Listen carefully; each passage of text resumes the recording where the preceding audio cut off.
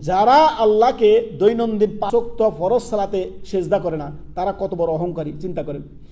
যারা নামাজ পড়ে না দৈনন্দিন 5 ওয়াক্ত সালাত যে ব্যক্তি পড়ে না সে ব্যক্তি ইবলিসের অনুসারী।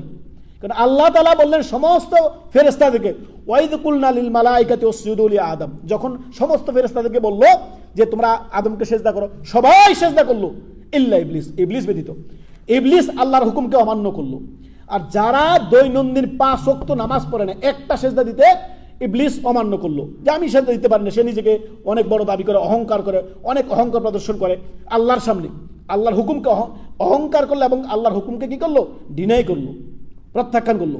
এতে সে সারা কিয়ামত পর্যন্ত মরদুদ ইবলিস শয়তান, সে জাহান্নামের অধিবাসী। অতএব সতর্ক সাবধান থাকবেন। যারা 5 ওয়াক্ত নামাজ পড়ে না তারা কি আপনার ইবলিস শয়তানের অনুসারী না?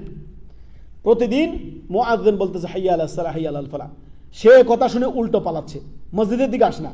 তো আমরা জানি যে যখন আজান দেওয়া হয় তখন ইবলিস শয়তান উল্টো পালায়, বায়ু ছাড়তে ছাড়তে ছাড়তে তার কানে কি কিনা হয়, তার কানে আজানের শব্দ না যায়। তো যারা নামাজের আজানের শব্দ শুনে, আজানের ডাক শুনে, মুআজ্জিনের ডাক শুনে উল্টো পালায়, তারা কি ইবলিসের অনুসারী না? তারা কি অহংকারী না? ইবলিস একটা সেজদা অস্বীকার করার কারণে চিরতরে বিতাড়িত হইল আল্লাহর রহমত থেকে। আর সে প্রতিদিন দৈনন্দিন 5 ওয়াক্ত নামাজ পড়ে না, তারপরে বলতেছে নামাজ না পড়লে কি হয়েছে, ইমান ঠিক আছে। এই ইমানের দাবি মিথ্যে মিথ্যে মিথ্যে।